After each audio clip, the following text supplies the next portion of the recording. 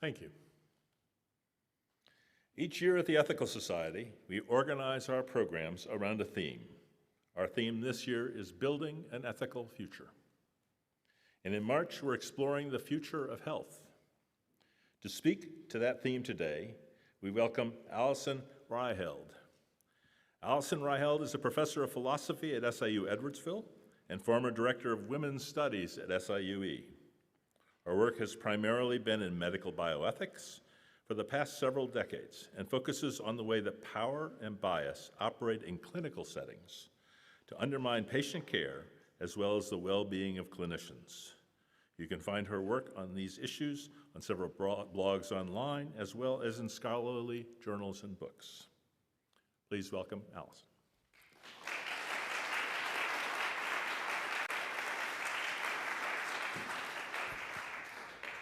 I am quite a bit not as tall, I think is the term, as Matthew, so give me a second here. All right, so thank you for inviting me today. As Matthew said, I specialize in medical ethics, and if you asked me what ties together my work on trans folks' access to care, fat folks' access to care, women's access to care, low-income folks' access to care, and all of the medical ethics work I do, I'd say it's a deep and abiding concern for what happens when members of some groups are rendered vulnerable by clinical settings and society in general.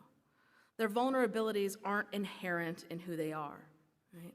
Rather, they are as vulnerable as they are in part because of how the rest of us treat them, how we build our buildings, make our policies, set our standards, choose our furniture. We live in a non-ideal world, and that non-ideal world makes it damnably hard. Oops, sorry, not an actual religious church, so I can say damn, right? Right? That non-ideal world makes it damnably hard to do right if all we bring to it is idealizations. So I'll be focusing today on the fact that fat folks deserve health care that isn't aimed at weight loss. While this could be a presentation aimed at convincing you that basic medical ethics and general ethics mean we should see fat folks as full members of the human club, I'm going to assume that for this audience, that's not a hard sell. In fact, let's proceed on the assumption that you think fat folks don't deserve to die for being fat, unlike some people, and do deserve health care. What I want to focus on today is why giving fat folks health care that they deserve does not mean focusing on weight loss, and why focusing on weight loss is in fact bad for fat folks' health and rooted in idealized notions of health, of patient behavior, and of clinician behavior that, while today's presentation focuses on how these affect fat folks, I actually think are really problematic for all patients and all people. All right. So let's do a little activity. I can't help myself from being a teacher, so we're going to do small group discussions, all right? Get ready.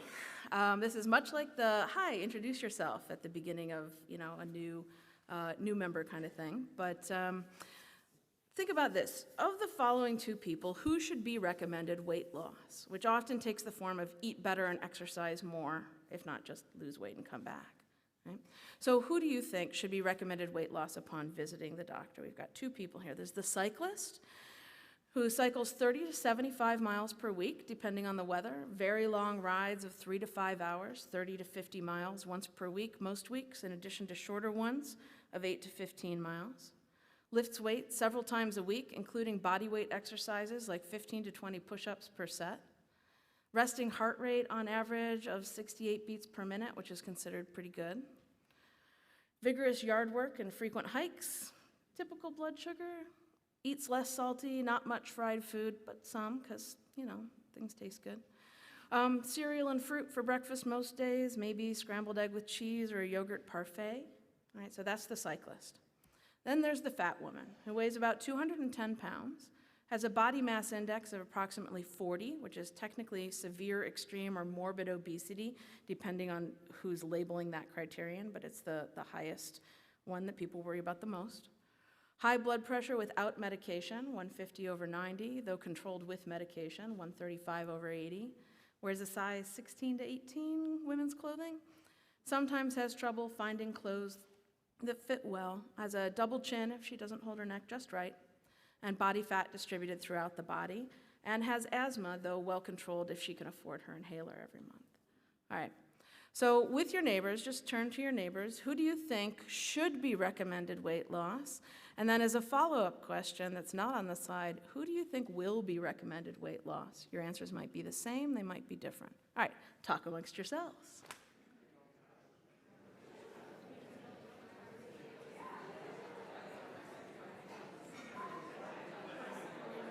Because you don't say who the first person's name is. That's right. Yeah. There's a reason for it. You're not exposed to Okay. No, I'm really great at believing that. Yeah, but it seems so obvious that it can't be right.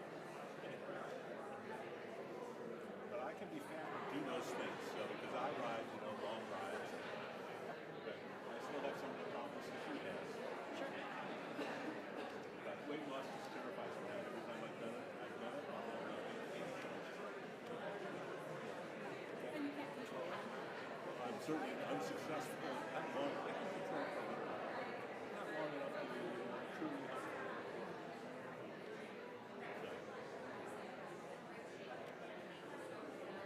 As an imperative for a good life. No, I have a great life. Yes. Yep.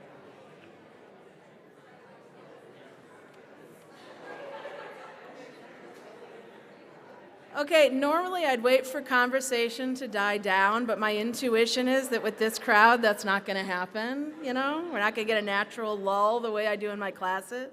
People are like, I'm done. Now I have no idea what to say, right? So just show of hands, how many people thought it was the cyclist who was going to be recommended weight loss?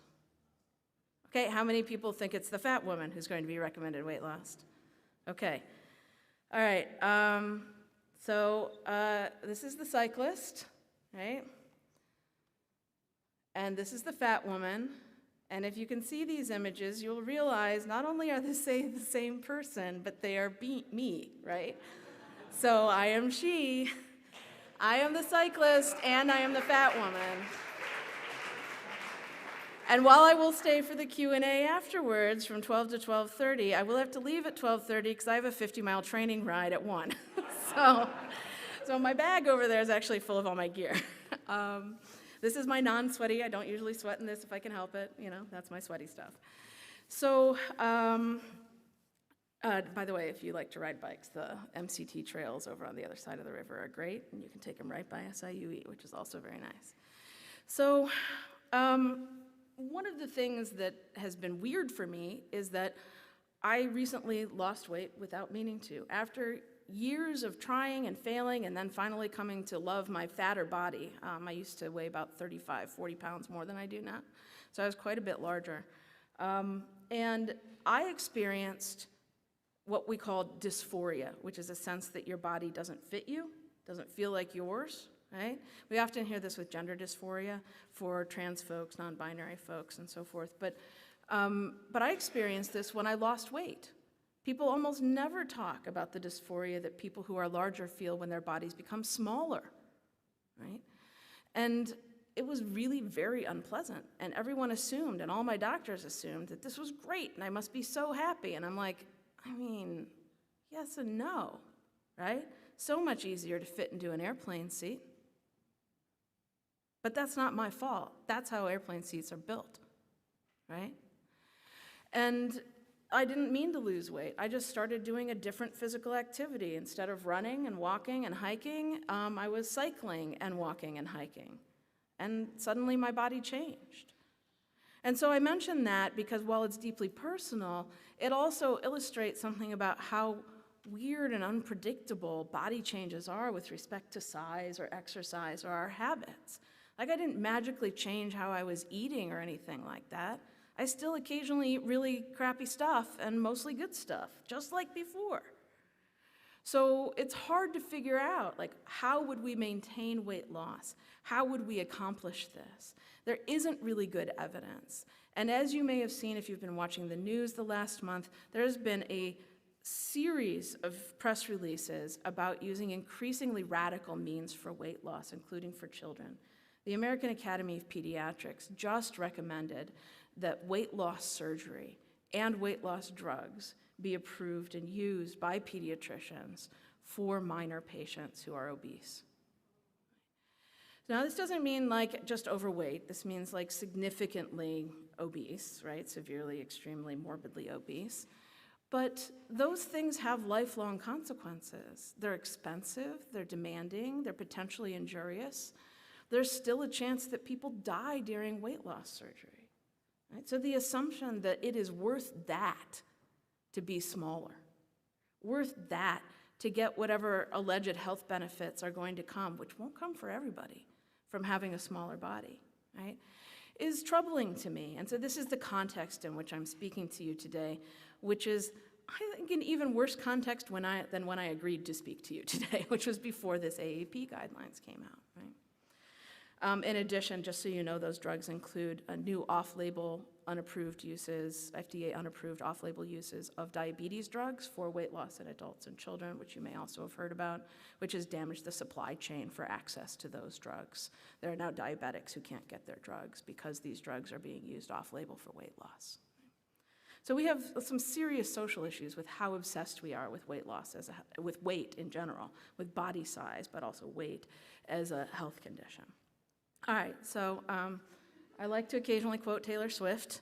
This is maybe not the last time this will happen in this presentation. Okay, all right. So hi, it's me. I'm the problem. It's me. But actually, that's wrong. The problem isn't me. The problem is the way we think simplistically about health and fatness. So hold on a second, you might say, isn't fat an insult? Why do you keep saying fat like it's an okay thing to say? We're often told, don't call people fat, right? But it is a word that gets used as an insult, but it doesn't have to be used that way. Hold on, let me check how small this font looks on the screen. Okay, it's like semi-readable, sorry. You can never tell if you haven't presented in a space how tiny it's gonna look when it's presented. All right. So by and large, I will say everything that's on the screen, just so you know. The screen stuff is there as like a placeholder or a reminder about where we are.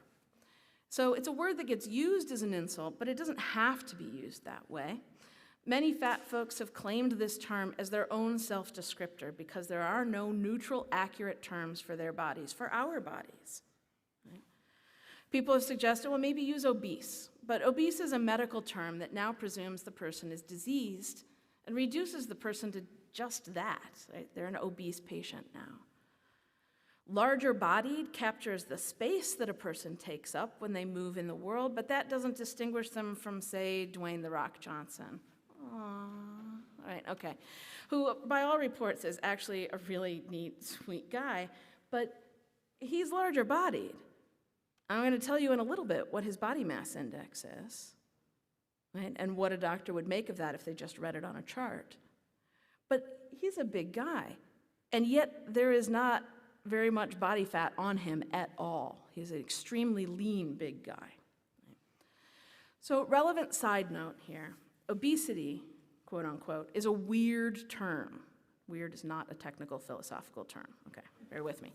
But it's a weird or strange concept to rely on medically because as it's presently used to diagnose folks, it relies almost entirely on body mass index, and BMI is itself a weird choice for a health metric sufficient to render one unhealthy all by itself.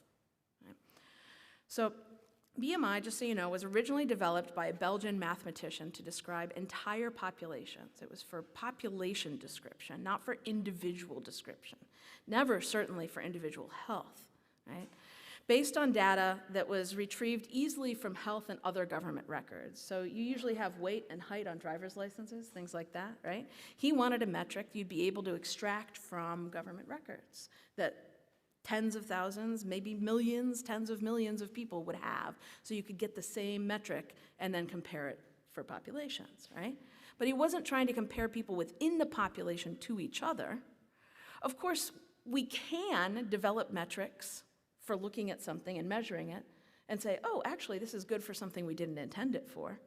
But it turns out it's actually, also not a technical term, It's a crap measure for actual health, right?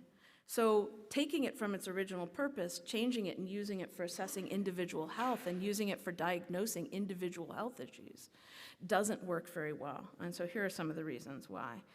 First, it reflects only the ratio of body weight and mass to height. So what you see here is the World Health Organization's breakdown on the classification of weight status. And most Western nations, in fact, most nations, period, use this if they use BMI at all. So body mass index is a ratio of kilograms to height, of weight to height. So kilograms to meters squared, right? So it's attempting to kind of capture the area-ness, the volume-ness of a body, right, by squaring height. It reflects only the body mass to height ratio. So Dwayne Johnson, The Rock, formerly The Rock, has a BMI of 34.3, which makes him technically obese. The category begins at 30, as we can see here. So if his doctor were just looking at his chart, right, and saying, okay, what am I going to talk about with the next patient who walks in the door? They'd say, we definitely have to talk about weight loss, maybe dropping a few pounds for health. So just so you know, a person who is 5'10" is underweight at 130 pounds. This is for men typically. Overweight at 175, obese at 210, and extremely or severely obese if their weight is north of 275 pounds. If someone could, thank you. So BMI is actually a very bad course stand-in for things that allegedly make fat people unwell. Those things that allegedly make fat people unwell are what we would often call risk conditions. And in fact, obesity, quote unquote, right, body size, used to be just a risk condition for other things. And it was only in 2014 that the American Medical Association labeled it an actual disease, right? Risk conditions are things we manage. Diseases are things we freak out about, right? And disease labels can justify much more intense reactions than a risk condition was. So, you know, having a larger body size used to be seen as just a risk condition for heart problems or joint problems or any of diabetes, any of these other kinds of things, right? Now it's a disease in its own right. And we can question whether that's a good thing to do to a human condition, make it from a risk condition into a disease, right? I have articles on that, but I'm not going to do that whole thing here. So just bear with me and say it's a very powerful thing to do to a human condition, to make it from a risk condition into a disease. And we also have decades of evidence that just these larger bodies aren't necessarily bad for your health, right? Even though larger bodies is not a perfect term, it still makes sense to talk about it sometimes, right? But being overweight turns out to be mildly but definitely advantageous on a lot of health metrics. So Flegel and Calanterzada looked at hundreds of studies. They found that it just seems to be the case that there is slightly lower all-cause mortality for people in the overweight category than the normal weight and underweight categories. And in fact, you don't get all-cause mortality really starting to spike substantially until you get down towards obese class 3, right? So then why do we worry about this so much? Why are we so worried even about overweight, that somebody who's merely overweight would get recommendations to lose weight when there is this slight protective effect, right? Well, one of the things just to reinforce this idea that being heavier and being fat isn't always bad for you is this quote from Flegel and Calanterzada, where they say, modestly improved survival among overweight patients relative to normal weight patients has repeatedly been observed in diverse situations, so not just all-cause mortality. For example, in a review of findings in the surgical population, in a meta-analysis of acutely ill patients, and in a study of driver mortality in vehicle crashes. So it's just not the case that, you know, flatly being larger than normal weight, being fatter than normal weight is bad for you, even in terms of things that we already acknowledge as health metrics. So Long story short, BMI is a very bad metric. It doesn't tell us what health is, right? It doesn't tell us if a person is healthy. And being overly concerned about fatness can make us lose sight of some of the protective effects of fatness. A thing they don't mention here in this quote, but I would like to bring to your attention, is that older folks who are heavier, as long as they're not very, very heavy, if they're in the overweight or like obese class 1 area, they have much better recovery rates from falls. They are much less likely to break things when they fall. And their size doesn't necessarily contribute to their falling. But when they fall, they're like, whoa, thanks for this natural bubble wrap. Bounce. Okay. So, only fat as a term really seems to accurately pick out the array of bodies that are subject to anti-fat bias because of some of these issues, right? So fat bodies are widely varied,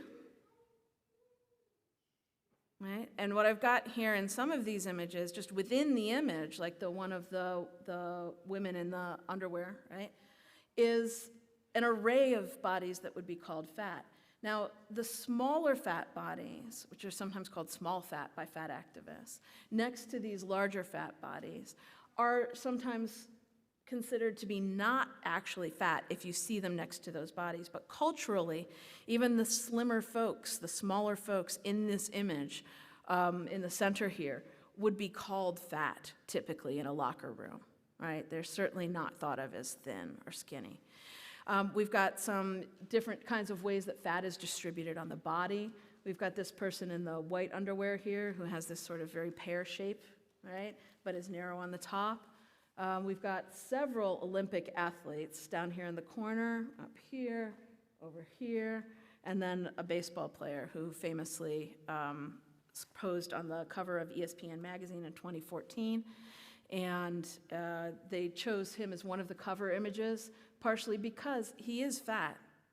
He does have belly fat. He is also, I think we can agree, utterly, utterly ripped, right? Like there's this glossy muscle tone here. Down in the lower corner, we have an image of men with a wide range of fatness. We have somebody here in the white in the bottom with the dark skin who might be referred to by fat activists as super fat, just to kind of capture that there's this wide variation within fatness. And, you know, you can have this wide variation of presentation, of muscle tone, of skin tone, of cellulosity, right? So I reinforce this just to say that when people say fat is bad, they are flattening out a whole bunch of really complex things, right? But nonetheless, the term fat captures all of that diversity in body. So if I'm not the problem, and my fatness isn't the problem, but the problem is the way we think simplistically about health and fatness, what does this look like? What do fat people experience when they go to try to get health care? Well, they run into a couple of things. One is an assumption that fatness is unhealthy. And I've already given you some reasons to believe that assumption is an oversimplification, right? But that reduces health to fatness. So then fatness becomes the primary thing that we look at. This is why some studies indicate that some of the conditions for which larger bodies are a risk condition, fatness is a risk condition, actually show up, of course, in skinny people too. Skinny people have heart trouble. Skinny people get diabetes, right? But the screening on them isn't as careful. So their issues sometimes get missed because they aren't fat, because we have too closely reduced fatness to ill health, right? And skinniness to health. So we also run into the assumption that fatness means laziness and what's called non-compliance with clinician instructions. And so the way that sociologist Abigail Segway describes this is, well, look, patients come in and they are fat or they have remained fat since they were last told to lose weight by their doctor. And the doctor says, well, you didn't comply with my instructions or with general knowledge about health. You must either be unable to because you lack the strength of will, you're lazy, or you must be willfully resistant to my advice and my authority, thus you're non-compliant. And surveys of everybody from physicians to nurses to nutritionists indicate that a majority will agree that fat patients are lazy and will agree that fat patients are non-compliant. They stop paying attention to things that good medicine and good public health pays attention to routinely, like what we call the social determinants of health. Things like how easy is it to exercise, how cheap is good food, how expensive is good food. So we also run into the assumption that fat folks' illnesses are likely due to their fatness. So other causes don't need to be investigated until they have tried losing weight. Etiology is the term for the origin or cause of a disease or illness. So this reduces etiology to fatness for fat folks. You come in, you have joint trouble, you're fat, they say lose weight. You say, I don't know, it doesn't feel like it's just from when I walk a lot or something. Even on low days, it really hurts. And then maybe it turns out it was rheumatoid arthritis, not the kind of arthritis that comes from wear and tear on joints. And it was missed because it was just assumed it was due to your fatness. So doctors often won't even run tests until people have lost weight or tried to lose weight. Then fourth, we run into the assumption that what fat folks need to not be fat is just more motivation, right? This is related to number 2, fat folks are lazy, right? And on this ground, it seems like you motivate people partially with shame, right? So fat shaming and unrelenting reminders to lose weight become the appropriate response. I've been fat shamed. Low-key fat shaming, but it's fat shaming. So what's the first thing that happens when they bring you back from the waiting room into your doctor's office? Before you get to the room, they do what? They weigh you. I have a friend who is like skinny ballet dancer skinny with a history of eating disorders. She cannot convince them to not pressure her to be weighed every time. Every time she has to fight them to not weigh her. They can't understand why a skinny person wouldn't want to be weighed, and they think fat people only don't want to be weighed because of what? That they are already ashamed. Well, if that's the case, then why do we need more shame, right? So one of the ways that fat shaming happens is in public health campaigns. And so you might see billboards, for instance, sometimes that talk about fatness, and then they talk about weight loss, or they talk about weight surgery, or they may even go after parents for kids' obesity. There was a really famous public health campaign in Alabama where they put pictures of really unhappy-looking fat kids up, and they looked almost like mugshots in terms of the lighting, and the poses. And they talked about things like, good health begins at home, not at the buffet line, right? And so this is the kind of public shaming that people sometimes feel might be justified because fatness is such a big problem. Let's make people feel really bad so that at least they take care of themselves in this way. That just seems to me to not really be an actual concern for the welfare of fat people. Right? So that's a reduction of fatness to bad choices. And we also run into the assumption that the same behavior patterns involved in eating disorders are somehow healthy when people do them as part of dieting. So just so you know, we have known since the 1990s that effective dieters do the same things in terms of patterns of thinking that people who have eating disorders do. And these are the things that are between the 2 dashes here. Constantly attending to calories taken in and calories expended, structuring life choices, including whether to take the stairs or where to park, as well as every drink or food choice around calories. This is what it is like to have an eating disorder. And yet this is what it is like to be successful at dieting, right, for weight loss. And you can never let up on this. You have to do this all the time, and you still may or may not be able to sustain weight loss if you can incur it. Right? So all of this kind of ignores the way that responses to fatness can themselves be unhealthy.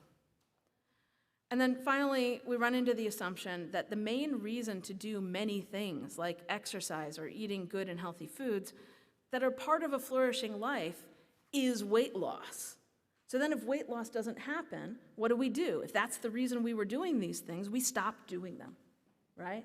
If our weight loss plateaus or if we start to gain weight again, we might stop. I didn't start cycling to lose weight. And I have started putting on a little more weight as I'm training for these longer rides. Maybe it's muscle, maybe it's fat, because oh my God, guys, I'm so hungry after I ride 50 miles. I'm so hungry in the middle of riding 50 miles. Like we stop at a gas station, I'm like, give me that generic Smucker's, not quite Smucker's, Uncrustables peanut butter and jelly sandwich where like the 2 pieces of bread have been crimped around the edges. It's got all the things, right? Sugars, fats, proteins, carbs, it's so good. But I've started gaining weight again. And if the reason I was cycling was to lose weight, I would stop. Right? But it would still be good for me to be exercising, right? So when we tie all of these useful things that are actually healthy for reasons that have nothing to do with weight loss to weight loss, we kind of poison them. I don't think that's awesome. All right, so I can't tell you how many times I've gone to the doctor during periods when I've been very active and been told to lose weight to be healthy. And when I ask how, then I'm just told to eat well and exercise more without anyone having actually determined how I eat or how I move. Right? So am I supposed to move more than 7 to 10 hours a week of direct, intense exercise? Is that what you're asking? Because I might hurt myself. Are we supposed to travel? Oh, and where will I get the time? Right? It's not like a part-time job. Am I supposed to travel more than 30 to 75 miles per week under my own power? Right? This is a really common experience for fat folks, whether or not they are fit. They get assumed to not be exercising, not be eating well because they are fat, told to do those things, and that's usually the most granular and specific that the advice on weight loss gets. And then they're told to come back and get reweighed in a month or 2 months. And then maybe physicians will start ordering other tests or recommending other treatments besides weight loss. So the advice just doesn't match our lives, or our needs, or what is even possible. And it can lead to unwellness in the form of low self-esteem, eating disorders, avoidance of doctors who don't treat the medical condition we came in for, but keep focusing on weight loss. The way we think about health just doesn't fit what fat folks need, nor I think what any of us need. So how do we think about health? Well, in a really devastatingly idealized way that doesn't work in a complex, non-ideal world. Medicine aims at health. Oh my God, that's so tiny. My apologies. Medicine aims at health, but often it's an idealized notion of health as a disease-free state that achieves a body that's species typical or normal. These are the terms that are in a lot of the literature about how we define health. Right? But most people have some kind of health issue, so how then, in a real world where that is the case, should we think about health? If most people are just frankly diseased on this kind of idealized conception of health, that seems problematic to aim then for that as the goal. And our determinations of what is normal subject to incorporating social biases, not just statistical ones? I mean, I think so, right? It wasn't until, was it 1972, that homosexuality was no longer labeled a psychiatric condition in the Diagnostic and Statistical Manual of Psychiatry. And before that, because it was a mental health condition, it could be used to justify treating people without their permission. Chemical castration, for instance, for people who are homosexual, or electroshock therapy, which now we have some evidence that there are ways of doing it that can be really helpful to psychological conditions that resist other kinds of treatment. But some psychological conditions maybe shouldn't be labeled as diseases, and homosexuality is certainly one of them, right? And yet historically we've done this.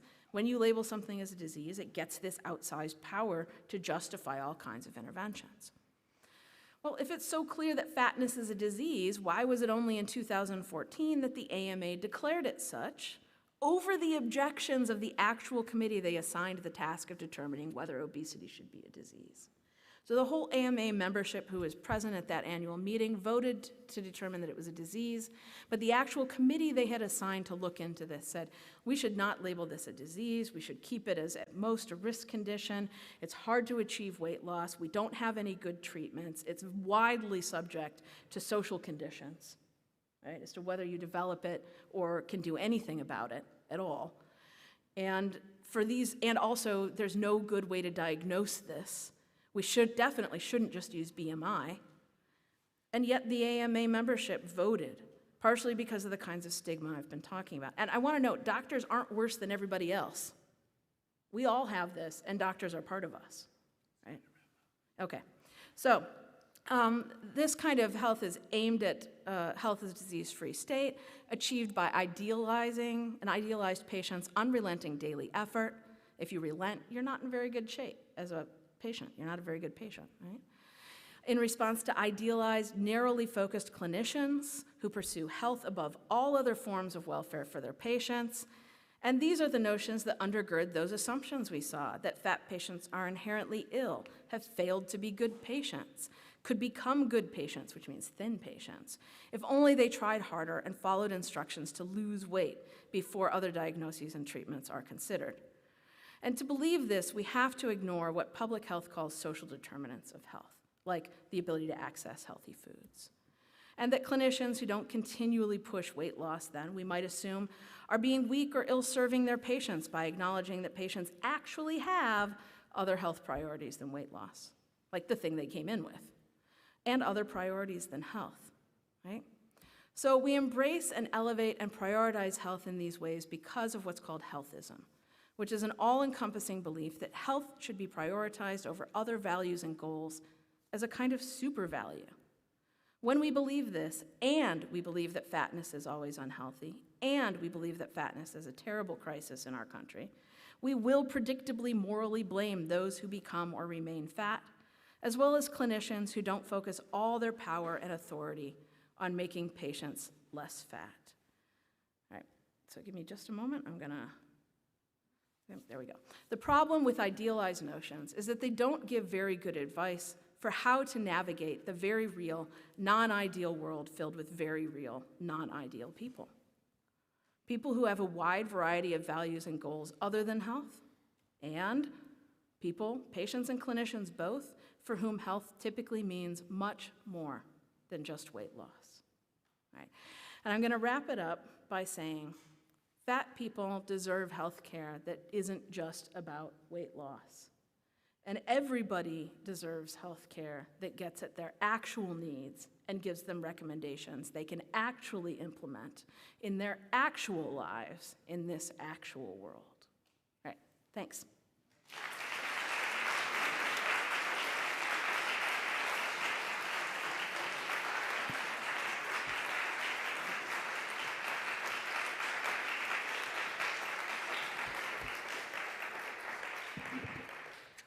The medicalization of things sounds like such a great idea, doesn't it? But a lot of what that vote is for is because now they can bill insurance for it. So, thank you very much, Dr. Reicheld, excuse me.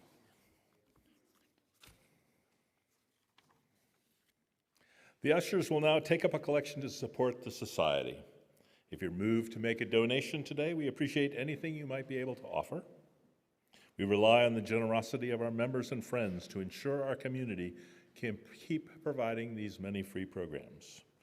If you don't have cash today, you can donate at ethicalstl.org or the QR code on the screen now, assuming my eyes in the back of the head are working.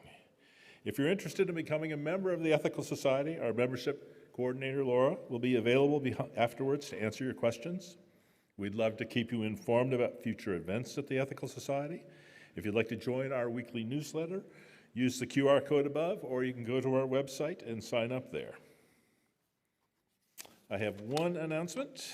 April 6th is our first open mic night. Join us for an evening of music and comedy, BYOB, happy hour from 6 to 7 p.m. in the Becker Room, followed by our talent show at 7 p.m. in the auditorium. If you want to perform, sign up by Friday, March 31st. Sign up on the bulletin board downstairs or email Armando at abayalo@ethicalstl.org. OLO, thank you. A splendid time is guaranteed for all. We'll now have our third and final musical selection by Patrick Rafferty. You notice that I haven't even tried to pronounce the names of the songs because I would mangle them horribly, but they are beautiful. Thank you.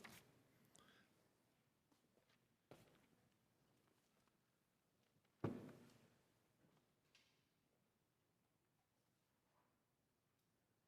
for having me. I always really enjoy playing here.